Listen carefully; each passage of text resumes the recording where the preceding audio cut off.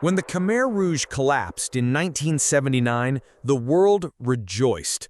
The brutal regime that murdered nearly 2 million Cambodians had finally fallen. But behind the scenes, a shadowy new chapter was just beginning.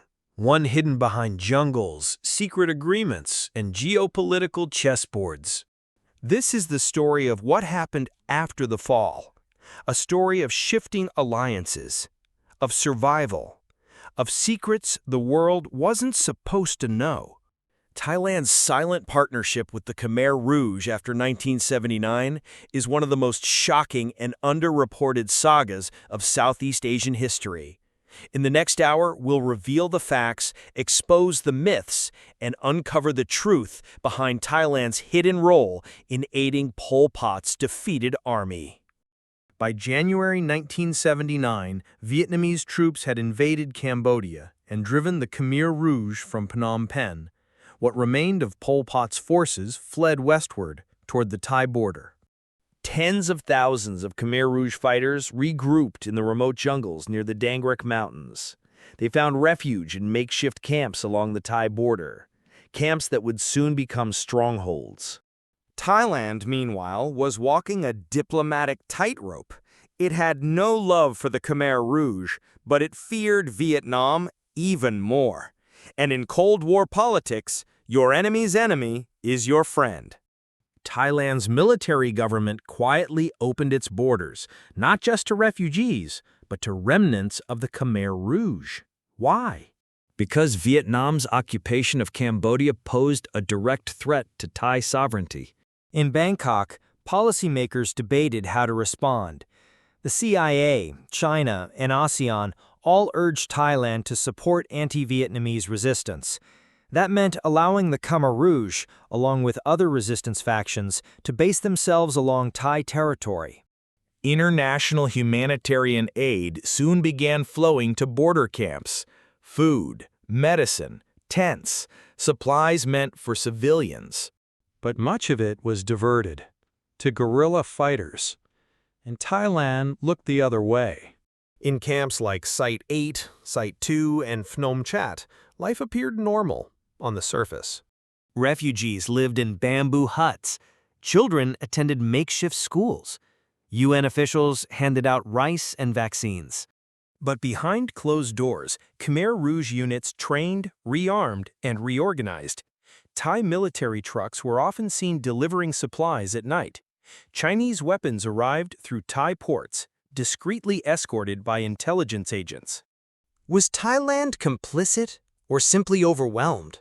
That question remains unanswered to this day. Thailand was not acting alone. In the background, powerful allies shaped its decisions. The United States, reeling from the Vietnam War, wanted to contain Vietnamese expansion. Through the CIA, Washington funneled resources to anti-Vietnamese factions, knowing full well the Khmer Rouge was among them.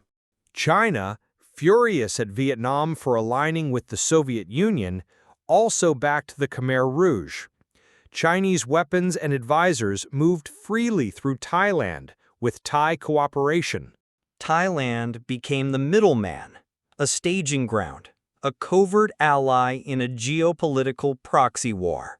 For ordinary Cambodians caught in the chaos, the border was both a lifeline and a death trap.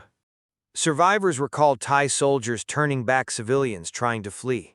Others speak of forced repatriations, where refugees were marched back across the border, into minefields, and into the arms of the Khmer Rouge. Human rights groups warned that humanitarian aid was being weaponized, but political calculations trumped ethics. The Khmer Rouge had lost its country, but not its seat at the United Nations.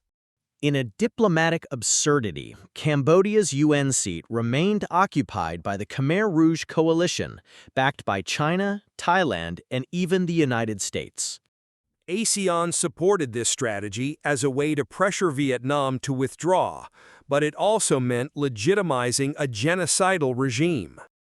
Thailand became a quiet voice in these backroom dealings, voting in line with allies and denying responsibility. But it was no passive actor. It was a key part of the system. In the 1980s, international pressure forced the Khmer Rouge to join a coalition government in exile. Funsen Pek, led by Prince Norodom Sihanouk, and the KPNLF, led by San San, were seen as more moderate resistance factions. Thailand hosted and supported this coalition, trying to balance legitimacy with leverage. But the Khmer Rouge remained the strongest armed group, and Thailand knew it. But the Khmer Rouge remained the strongest armed group, and Thailand knew it. Guerrilla warfare continued. Attacks flared along the border, and Thailand remained the invisible partner. In 1991, after more than a decade of chaos, Cambodia's warring factions signed the Paris Peace Accords. Vietnam withdrew. The UN launched its largest peacekeeping operation ever, UNTAC. Cambodia would hold free elections. Thailand supported the process, hoping to stabilize its neighbor and end decades of border tension. But the Khmer Rouge boycotted the election and returned to insurgency. Thailand, by then, had cooled its support, but decades of quiet cooperation had already done their damage. Today, documents, testimonies, and declassified cables confirm what many once suspected. Thailand, out of fear, strategy, and Cold War allegiance, enabled the survival of one of the world's most brutal regimes. No Thai official has ever been held accountable, and for many Cambodians, justice remains elusive. History isn't just what's written, it's what's hidden. And some truths, like those in the jungles between Thailand and Cambodia, take decades to surface.